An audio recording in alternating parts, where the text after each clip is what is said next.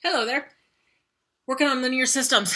I like to do linear system word problems after I've taught all of linear systems, so that way my students know how to solve by graphing, solve by substitution, and solve by elimination. So once my kids have learned how to solve all three methods, then I like to do the word problems because word problems are never fun for most kids, and so I thought it was always best to know what you're doing first mathematically and then try and put that into your word problems, because then at least you know how to do the problem, but then setting it up part, that's the part you're going to have to really work with when it comes to the word problems. So these word problems I'm grabbing from a bunch of different resources. My kids have packets. So for those of you guys who are not a student of mine, but you're watching this, you're just going to have to really listen to the word problem and then pause and then possibly write some stuff down, because I have, packets and problems are pulled from everywhere. In case you're wondering, I have Loungefly's Tower of Terror ears on, and it was one of my absolute favorite rides at California Adventure. This key is from the Hollywood Tower Hotel. So pretty fun. It always throws me off because the ears are centered, but the bow is not. So it always makes me kind of second guess if my head is on straight, basically. Okay, here we go. Linear system word problems. And I'm going to be doing this in 2 days, but you guys are getting the video for the first part. Linear system word problems. And my cat's really talkative right now, so we might hear her in the background. Linear system, I forgot my colon. Word problems. So no matter which way we solve them today, remember that you have to have two different variables, and those two different variables are going to be at your discretion. When you listen to the problem, hopefully you set up the variables according to what the problem is actually talking about. That will make it easier. And you can always use X and Y, but X and Y is kind of boring. I use variables that are specific to the problems to help me keep track of what I'm solving for. So let's hope that helps some of you guys. Here we go. My first problem. Suppose your community center sells a total of 292 tickets for a basketball game. An adult ticket costs $3 and a student ticket costs $1. The sponsors collect $470 in ticket sales. Write and solve a system to find the number of each ticket sold. Okay, so what I always start out with linear system word problems is, what are we solving for? What is the problem asking us to solve? And we want to solve the number of each type of ticket. Well, if we're selling tickets, but we have to solve the type, that is going to be your two variables that you use. So an adult ticket and a student ticket. I don't want to use T for ticket because it will kind of look like a plus sign. So I'm going to use A for an adult ticket. And I'm going to use S for student ticket. Identifying your variables is the most important part in linear system word problems, or else you're not going to have any clue as to what you're solving for. So make sure you do this first before you set up the system, before you solve anything. Now, in that problem, they give us information. They told us how many tickets they sold, which is 292 tickets. It doesn't matter what it was for, so that part's not as important. But 292 total tickets, that's important. And then they tell us the cost. Generally, for these type of systems, those are going to be your two equations. One is about how many they sold, and the other one's generally about price. So that's going to be my equation for the first one, is the total ticket sold. Since we don't know how many of each we have, our first equation is going to be a certain amount of adult tickets plus a certain amount of student tickets. That's going to equal a total of 292 tickets. And that part, the total number of tickets, that was told to us in that word problem. So that's our first equation. Some amount of adults, some amount of students, added those together, that's going to equal the total amount. Now the second equation comes from the cost. And as a reminder, adult ticket costs $3, a student ticket costs $1, and they collected a total of $470. So they collected $470 total. Adult tickets, so adult ticket is A, and they cost $3 each, so that's going to be 3A, because it's $3 for every adult ticket, plus a student ticket costs $1. And so we would write 1S, but we want to make sure that we write it like we're going to see it, so I'm just going to put S. knowing that that rude 1 is right there. Rude because it's not always there. You can't see it. It's being very rude. It's hiding out. And you set up your system. So the first equation is certain amount plus a certain amount equals a total amount of tickets sold. The second one is $3 for an adult ticket, $1 for a student ticket, and that's going to equal the total amount of money brought in. And so this system is set up for elimination. You can move one of these around into substitution. That doesn't matter at all. You could graph. I do not recommend because you're going to have these big numbers in there. So I'm going to set up for elimination. And our goal for elimination, do you have opposite coefficients? No, you don't. So then I start with factors. Is 1 a factor of 3? Yes. Is 1 a factor of 1? Yes. So what that tells you is you have your choice on if you want to eliminate A or S. And I'm going to eliminate S. And all I have to do is actually multiply one of them by a negative. And then I'm just going to double check over here. I would rather have this top one be negative. So I'm going to multiply the top one by a negative 1. And when I multiply by a negative 1, all you're doing is you're taking the opposite of every sign that's there. So negative A minus S equals negative 292. And then I'm going to rewrite this equation underneath.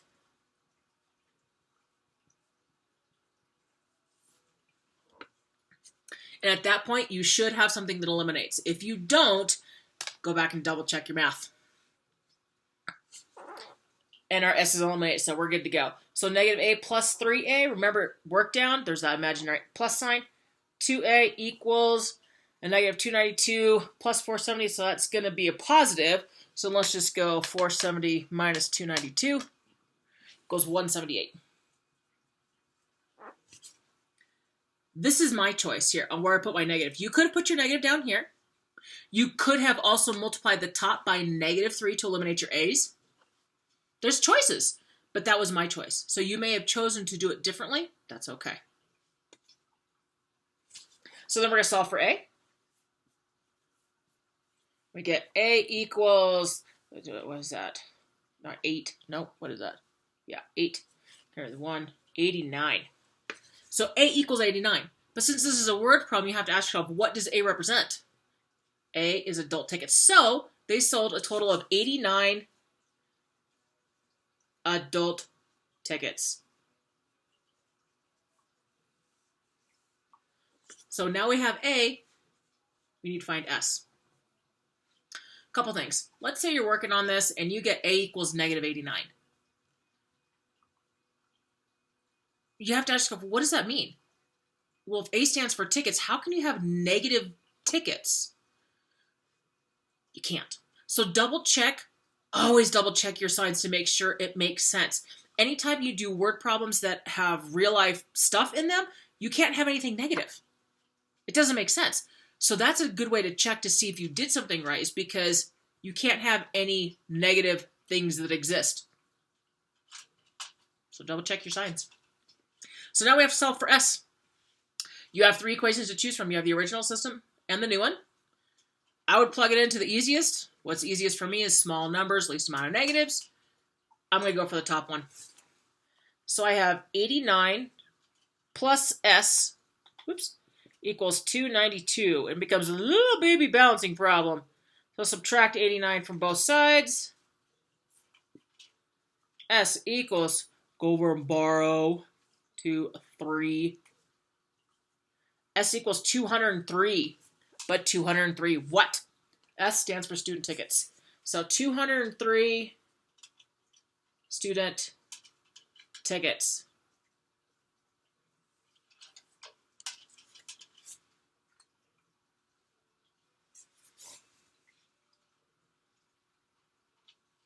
And before you go off to your next problem, check this. If you have a total of 292 tickets, that tells you that both of these have to add up to 292. So if you just do your calculator real quick, 89 plus 203, there you go. Oh boy, glares. There you go, 292. But then also you could substitute your 89A. Yes, 89 for here, and the 203. So 3 times 89 is 267. So 267 plus 203 equals 470. Whoops. I don't want to keep fighting this glare thing. Maybe, there it is, a little bit, 470. So that's a way to check it. I do not write ordered pairs for this because your X and your Y, quote unquote, represent something. So I have actual words, 89 adult tickets, 203 student tickets. I mean, if you want to make complete sentences, there were a total of 89 adult tickets and 203 student tickets sold for the basketball game. So that's one type of problem. Most important part about linear system word problems, identifying your variables. You've got to tell me what your problem is talking about. This next problem I like. It's just fun because it's super, super small. Here we go. The sum of two numbers is 36. Their difference is 20. What are my two numbers? Okay, so you have two numbers. You still have to identify your variables. So I'll read the problem again. The sum of two numbers is 36. Their difference is 20. What are my two numbers? So the problem is really small. So one equation is going to be your sum. The other equation is going to be the difference. Okay, but we have two numbers. So let's go, I don't know, how about F is going to be your first number? And S for your second number. I don't know. Okay, so their sum is 36. So these two numbers added together is 36. I'm going to start there. Well, we don't know what these two numbers are because that's what we're trying to figure out. So that's literally going to be F plus S equals 36. The sum of the two numbers is 36. Linear system word problems don't have to be super long and lengthy. They can be super short, just like I did. And their difference is 20. Their difference is 20, but we don't know which one's being subtracted. So how about you go, first take away the second. It's 20. Their difference is 20. There we go, we have our system. It's set up for elimination. You could move one of them around to get it into substitution, but I'm going to eliminate. And so I'm going to start. Do I have opposite coefficients? Yes, you do. So those actually go away already. That's not bad. All right, then work down the page. So F plus F is 2F equals 36 plus, 36 plus 20 is 56. Divide by 2. F equals 2, carry the 1, 28. So that means our first number is 28. So 28 is the first number. Or you can even say 28 is one of the numbers. And now you got to figure out what the second number is. So pop it into any one of these. I'm going to go the top one. 28 plus some number is 36. Solve for S. Whoop, little baby equation. So S equals, gotta go borrow, 8. Doesn't make sense. If I add these two together, do I get 36? Yes, I do. The difference between these numbers, is it 20? Yes, it is. So you have your system. 8 is the second number.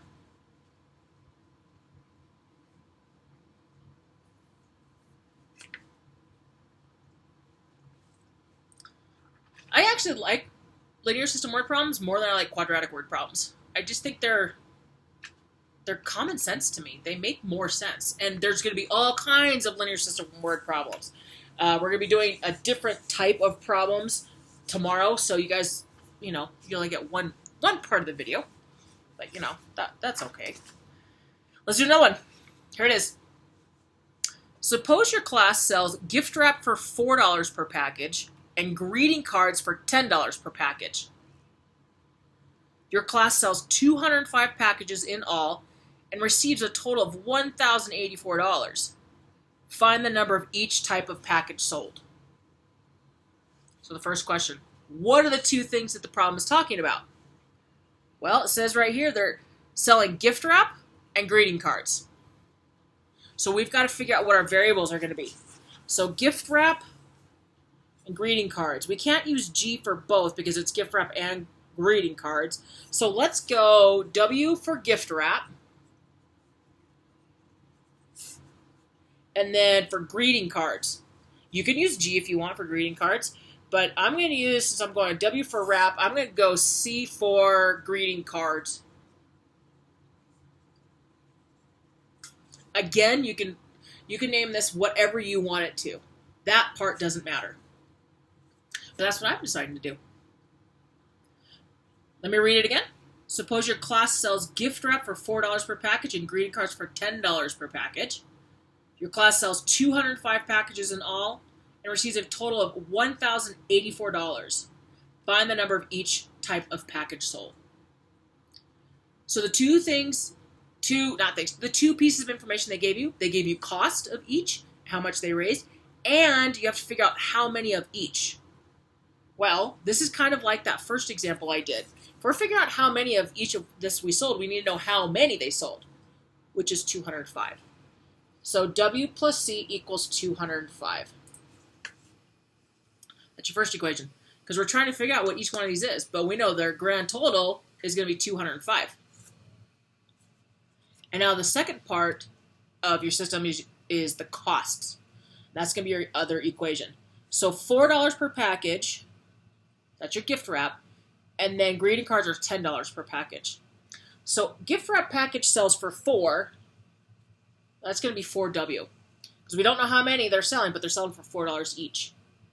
Added to, greeting cards cost $10 per package. So that's going to be that's going to be 10C. And they brought in a total of $1,084. Oh, and by the way, my kids, that is right here on the packet that I gave you. There we go. Set up for elimination again. Here we go. Do you have opposite coefficients? No, you don't. Now I think of factors. Is 1 a factor of 4? Yes. Is 1 a factor of 10? Yes.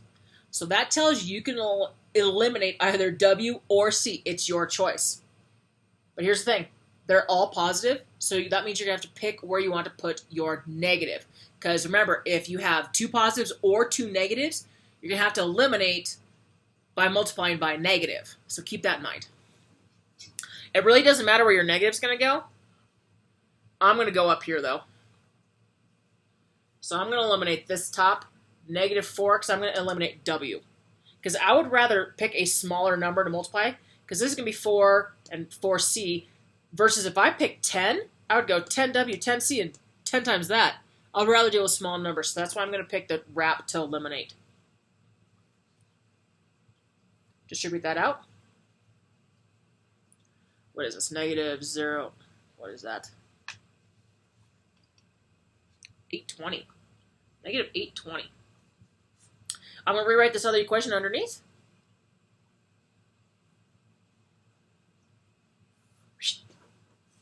At this point, you should have something that eliminates. If you don't, go back and check some math. Maybe you forgot a sign somewhere, or maybe you forgot to distribute everything. Just go back and recheck all your multiplication.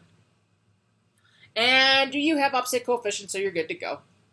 -4C plus 10C is 6C. And -820 plus 1,084, well, that's going to be positive, so just go 1,084 minus 820, and that's 264. If you end up with negative here and negative here, that's fine, because you could have chosen to put your negative somewhere else. You could have chosen to multiply by 10. That doesn't matter. So you could still have negatives here, but you cannot have a negative package up here. So just keep that part in mind. All right, let's solve for C. What is 264 divided by 6? C equals 44. What does C equal? Greeting cards. So we sold 44 greeting cards packages.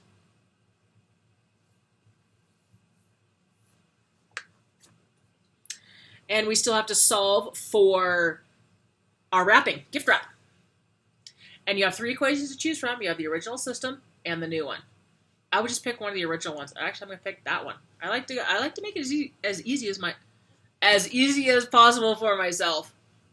So C is 44. So W plus 44 equals 205. Little baby. Minus 44. Minus 44. W equals 1. 161. 161 what? W is gift wrap. So I ran out of room. 161 gift wrap packages.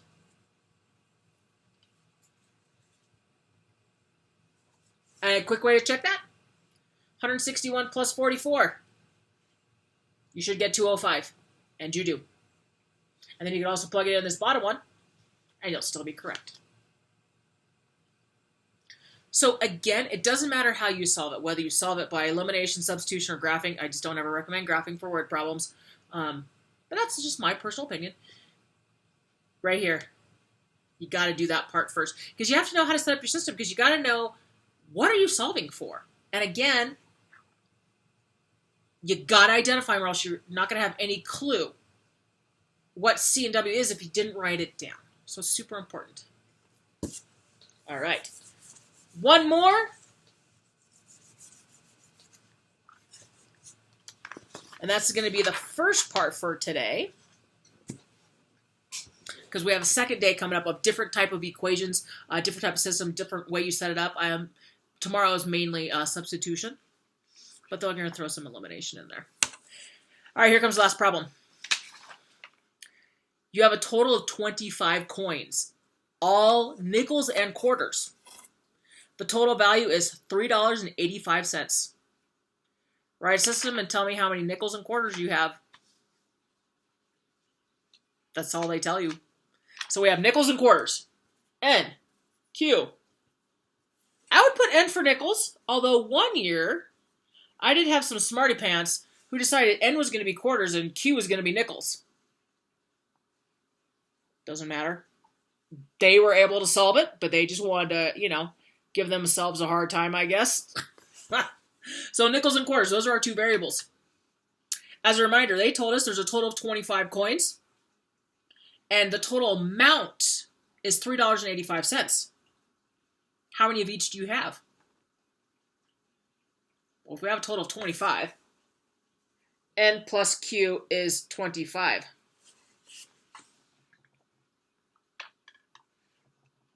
And that second one, total value is $3.85.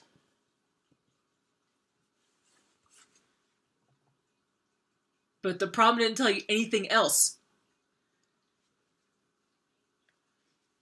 How do I get this part?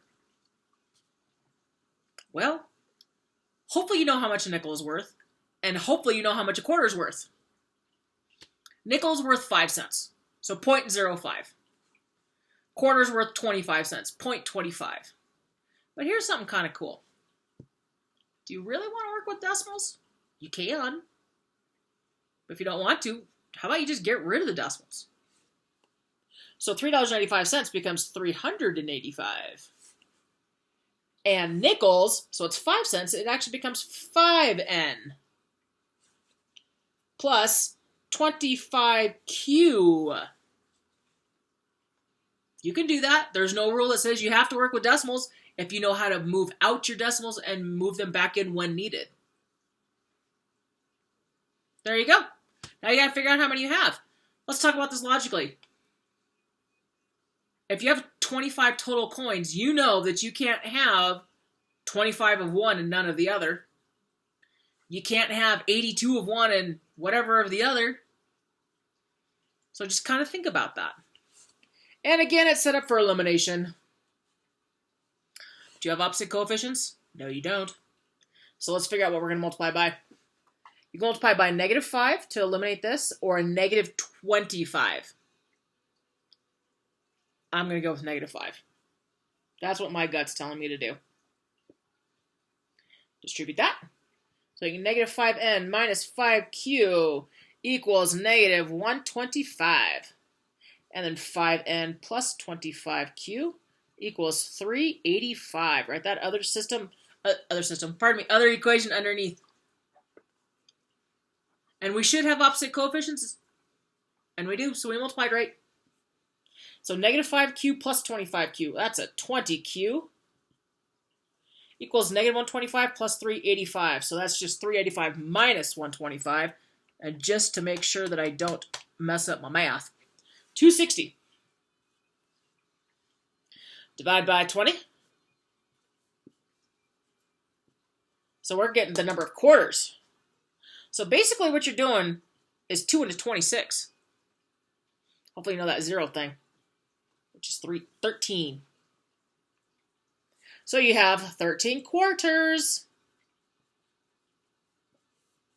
Well, we can kind of do this one mentally. If you have 13 quarters, how many nickels are you going to have? 13 plus some number is 25. And you should get 12 nickels. So, but n plus 13 equals 25. You still got to solve it. I know you can do this in your head. But show your math. It's good practice. N equals 12. There it is. So 12 quarters.